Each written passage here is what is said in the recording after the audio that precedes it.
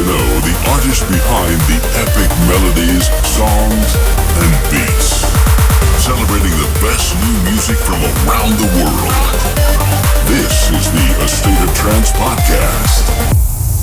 Hey, what's up? My name is Ruben and welcome to a new A State of Trance podcast within the studio today. Allewacht, aka Alan Watts. Thank you for having me, Ruben. Yeah, of course, it's nice to have you. I already thought we recorded the podcast, but we didn't.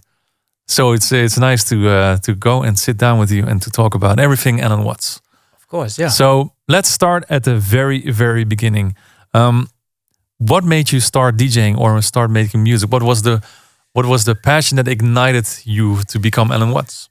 I always was listening to trance, of course, and I wanted more than that. So I started to play around with music programs. I want to make my own trance music. So which artists were you listening to, or what kind of and which time frame are we talking about? Yeah, it's like 2000, I think. So this the Rank 1 era and System F System era, F, yeah. Freddie Kost and Armin, of course. He had Paul van Dyk. Mm-hmm. So yeah, I wanted to make try to make my own stuff, and it was always about producing, never about DJing. Mm-hmm. But you know, after you produce a few good tracks, people want to see you play, and yeah, that's why when I decided to start DJing as well, give it a shot. So you mentioned that you started making music, well, let's say in 2000 or 2001, or was it just the period of time that you were just listening to music and you started making music at a later point, or? No, I was always playing around with an old school friend. Yeah, we played around with Fast Tracker and stuff like that. It's really old. That's really old school. You know, like those 1-2 pattern songs, and that's about it. Mm-hmm. And a few years later, I decided to go try with Reason and FL Studio. Yeah. Also tried Cubase in the very beginning. But yeah, it wasn't really for me, so I decided to go and buy a Mac. Yeah. With Logic, and that worked best for my brain. And that's like, I think almost 20 years ago. Almost 20 years ago. Okay. Yeah. And was the because Alan Watts is not your real name, did you have any other projects before you became Alan Watts, or was it? Tell us about it. No. Actually, this was my first real project, and I knew this guy from a synth forum. He's the brother of Richard Durant, Alex Orion. Yeah. So I was chatting with him, and I had this track, and I knew his brother had a label, so I sent to him, and he sent to Richard, his brother. Yeah. And they decided to release that. But then the artist name, well, what do we do about that? So, okay. And I said, we can go just with Allewacht. But he said, that's a bit difficult for the English people to pronounce. So maybe let's do something. Allewacht, yeah. So he said, maybe let's do something similar. Then we, Allewacht, what? So we came to that idea. That's interesting. I wonder how that brain wave went from wacht to what. That's it's quite similar, but... Yeah. Well, okay, that was 2012, right? Or you're not talking about what may come? Yeah, that's the first release. So it took you quite a long time before you got to a level where you were like releasing stuff. What was the hardest part of learning these kind of things for yourself? Because some people just, they make something, they release it straight away, or they get signed straight away. For you, it was a little bit longer period then. Yeah. I had a bit less time, but I wanted to make something releasable, and not just throw something out, because you don't come anywhere with that if you just release something that sounds like trash. Yeah. So I want to be at a certain level before I put tracks out. And that's the level that you decided for yourself, or did other people decide that for you? Yeah, it's basically from both sides. I thought this sounds quite good now, so then I decided to send it to Alex Orion, and he sent it to his brother, and it was good enough to release. So that's the start. Do you remember the feeling that you signed your first track? Yeah, of course, I was over the moon and very excited. Of course, super happy. Did you ever talk with Richard Durant about it anymore? Yeah, sometimes. I said to him like a while ago, I released on your Terminal 4 recording back in the days. And he said, "Oh yeah, I remember." He still remembered it? He still he didn't. He was saying he remembered it, but he didn't. Probably not. And of course, a year later, well, first you released another track, but that was on In Trance We Trust, on Blackout recordings, of course. And then a year later, I would say the world got to know Alan Watts because of Blackout. I was listening to it yesterday, actually. I was like, holy shit, that was a big track. That was a huge one, yeah. What do you remember about making Blackout? What do I remember? Yeah, I remember I got inspired by another artist. I cannot remember which one it was before, but yeah, and basically I started playing with my keyboard, like the short tit. And yeah, basically the track wrote itself. It's like such a great feeling. And you put this in, put that in, and everything just sounded perfect together. That's one of those days that you're like, oh, everything that you touch is perfectly fine. Yeah, this is one of those days that... I wish I had that every day. I wish I had it every day, yeah. And then, because then you signed it away. But like I said, you already started with Richard Duran's label. Then you went to In Trance We Trust. And this was on Monster Tunes. Monster Tunes, yeah. I think I had one release before that on Monster Tunes. It was Tomahawk. Mm-hmm. And yeah, I had a good connection with was Hyatt. James Hyatt was back in the days. Yeah. He works for Armada now. Yeah, we had a good connection, and so I decided to send some stuff again. Mm-hmm. And then Blackout. Did you expect it to become such a big track? No. I never had expected that it would be this big. Yeah, because right after that, I guess Armin approached you straight away to do a remix. Yeah, for the Save My Night. Save My Night. Save My Night. Yeah. That became a big tune as well. And later on, you became more part of the Who's Afraid of 138 team. What is your experience in that period of time? Because it was such a different time. If you look back at it, why did you decide to go into the direction that you decided to go? Because it was a difficult time for trance at certain points, but you just kept on going with the label as well. Yeah, I just basically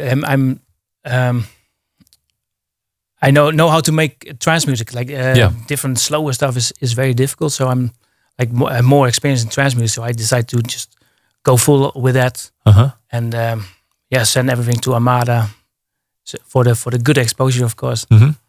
And then, of course, James Hyatt became part of the Armada team as well, which made it a litlittle bit easier for you, I guess. Definitely, yeah, it made it a lot easier as well. Because I think the first release that you had with the Who's Afraid of 138 was Kepler. Am I right or wrong? I think you are. Kepler and Step Into My World. Step Into My World, yeah. Those were like the first releases. And that's already almost 10 years ago. It's been it's like a decade, yeah. It's been a ride, definitely. It's been a ride, yeah. If you look back at the period, what was the hardest challenge for you into becoming the producer that you are right now? Because there's a lot of young and aspiring DJs and producers that are looking up to you. They're like, hey, how do I get to a level where he is right now? Yeah, what's different to keep on making the quality every time. Don't put out the less good tracks. Yeah, just keep yourself on a level. Yeah. So yeah, that was a big challenge too. So the hardest thing for you is to make sure that even though sometimes you make something that you think is really cool, but then you listen to it later on and you're like, okay, this is not good enough for Alan Watts. Yeah, and maybe the melody is good, but the kick and the drive, everything together. Yeah. Maybe you need to rework it, trash it, and then start over again with the melodies. Do you sometimes look back at these projects and then pick something out of it? Like, let's go back to 2009. You still have a project file from back then. You're like, hey, that was interesting. How I was thinking back then when making music. Yeah, not really. When I'm uninspired, I go through my old projects. Mm-hmm. Sometimes there's like something interesting in there, so I just pick that interesting part out and then try and make something new of that again. So yeah, it's tough to keep on that level, Do you ever throw something away, like any ideas or something, or you just save everything? Mostly, like a few weeks ago, I cleaned up a bit of my old stuff. Like this is like nothing. I need to trash this, but yeah, mostly I keep it on the hard disk and then Just in case. Just in case, you never know. And go through it later, and if it's really nothing, then bin it. Yeah, because I guess when you get to the point where you are, you also talk about it a lot with, in this case, James Hyatt, right? That you talk about, hey, this is direction that I want to do, or hey, is this track good enough to become an Alan Watts track, or that's how you work with A&Rs, or yeah, basically what I would do with Hyatt sometimes with A&Rs is I send like a almost finished track, like, hey, is this going into the right direction? Like you say, what do we need, or is it not good enough? So I always talk with the A&R, discuss. And how do you handle the feedback that he gives you? Because when someone gives me like say like, hey, this is not good enough, or hey, you should do this or this or this. Sometimes I'm like, hey, I don't really want to listen to this. I think you're wrong. But how do you handle the feedback like that? Yeah, you always or maybe in your head you made the biggest track of your career. You send it over and then. Well, yeah, I had it with Arizona. Yeah. It was like finished and then sent it to the A&R, but they were also like not sure. Not sure. Maybe it's because of the day, you know. Like, yeah. But I knew Armin picked it up and he said like it was really good. So yeah, the one person is not the other. Yeah. You know? Yeah, that's very true. That's so. Okay, spill the beans here, because someone, I think it was like 2 weeks ago in the podcast, someone told me that I can't remember who it was. I'll come up to it. But he was like, first I sent a demo in January, it was rejected. I sent the same track in March or April, and then it got signed. Is that something that happened to you as well? I never had that before, but yeah, it's all maybe depends on the day, how his mood is. Yeah. So it was, you know, the A&R, one person is not the other, or the one day is not the other day. Yeah, so definitely. That's very true. All right, and now let's go a little bit forward in time, because nowadays you're an A&R yourself as well for High Voltage. Tell us why you started High Voltage, because there's so many labels already. You release with so many labels. Why did you start it? Yeah, because I started in the Corona period, and there was like so many trance tracks around, and I got asked by a lot of upcoming producers, "Hey, I got this track. Can you give me some feedback on it?" And I was like, "Yeah, why don't I just start my own label? Because I hear a lot of good tracks coming." And that's where it started, basically. Then I took some good tracks on the label for it, and then it went from there. And how do you decide a track is good enough? Because you're, like you said, you're very demanding on your own music. How do you make sure that the quality keeps going up on your label as well on High Voltage? Yeah, you have to be critical. Don't sign everything that you get sent. When there's something like potential in there, but it's not there yet, I just say, hey, this sounds really good, but maybe give us some feedback. Maybe you can change this, put this on, or other kick or something like that. And it works. It works, yeah, but basically good, yeah. Yeah, because you release something every week almost. It's like, say, how do you keep up with that quality? Like, do you get that many demos? Are there so many producers that produce in the sound of High Voltage that you can fill up a whole schedule? Yeah, just like I said, I get sent so many demos. It's crazy. Want to thank everybody for that. For keep on sending them. And where can people send their demos?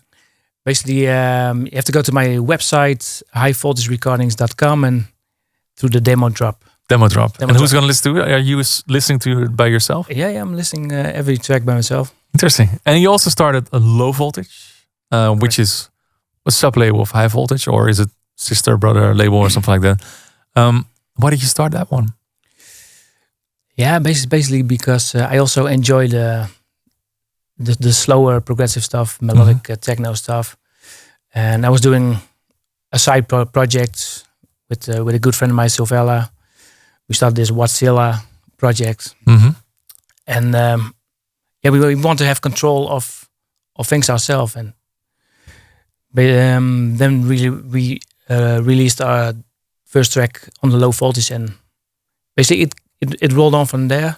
And then you started getting demos for that label in as well. Yeah, exactly. So okay, that's how. well, that's how it goes, I guess. Yeah. So there's the more melodic techno sound, the more housey sound, the slower stuff. The slower stuff. Is that something that you play in your sets as well, or you focus on the high voltage stuff? No, in my sets it's more all the high voltage stuff. Okay, it's just my where my heart is. And your latest release was Renegade with David Forbes. How did that come about?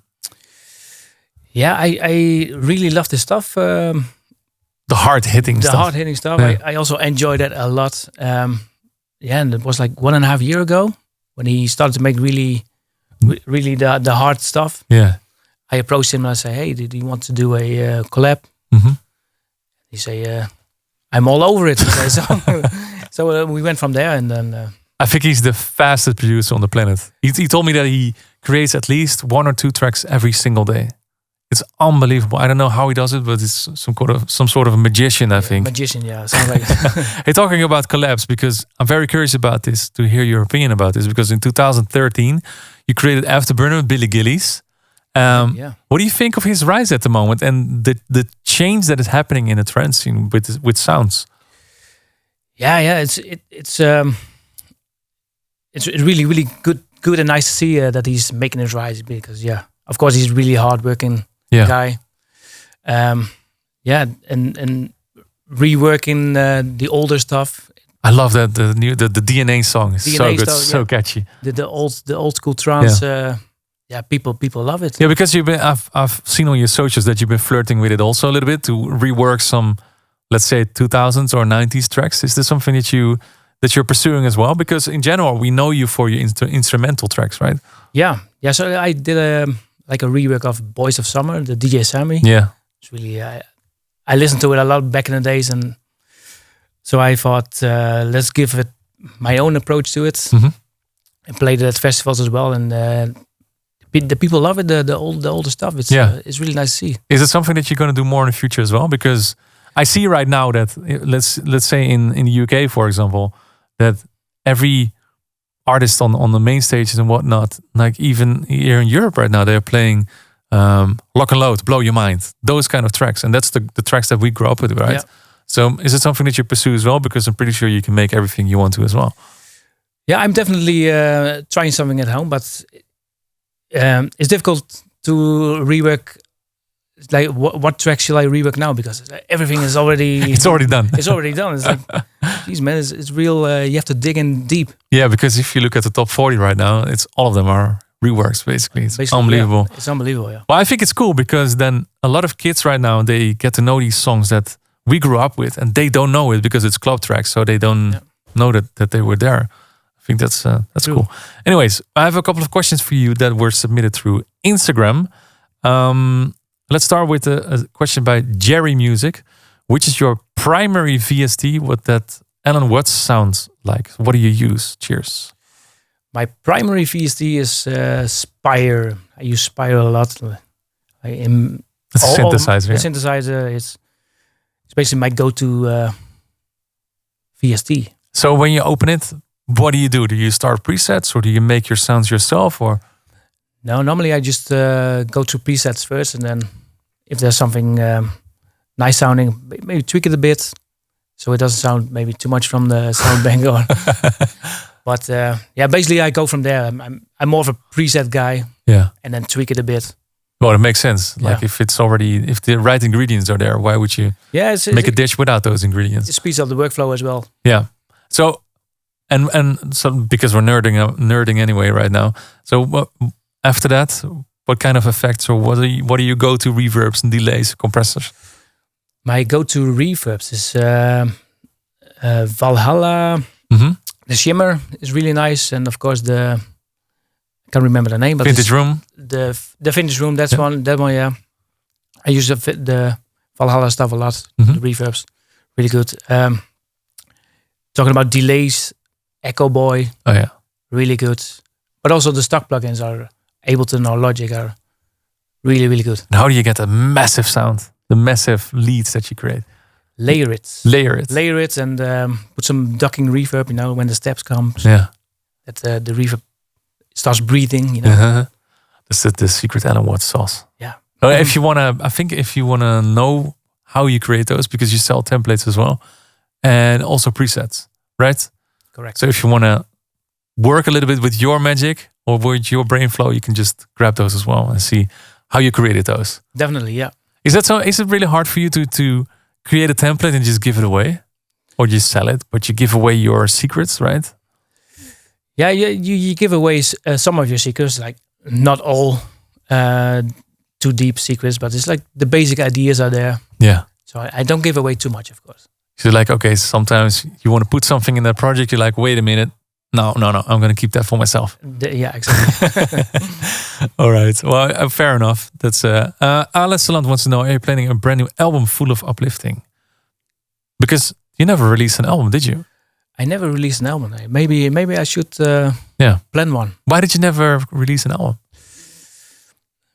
Yeah, basically, I didn't have too much time to do an album. Mm-hmm. Because, there goes like 14, 15 tracks on there. Well, you decided. It's your album. So yeah. you can say it's 4 tracks, it's 5 tracks. It doesn't matter. So, yeah, but it's probably a few years of work, but for me. But yeah, definitely on the planning. Maybe you're overthinking stuff. Maybe you can just grab some stuff from the future, take 3 more from the past. Yeah, and there you go. Yeah. Let's talk about it with James. Yeah, let's do that. Daphne Kouwenberg wants to know, when is your collab with Darren Porter coming out?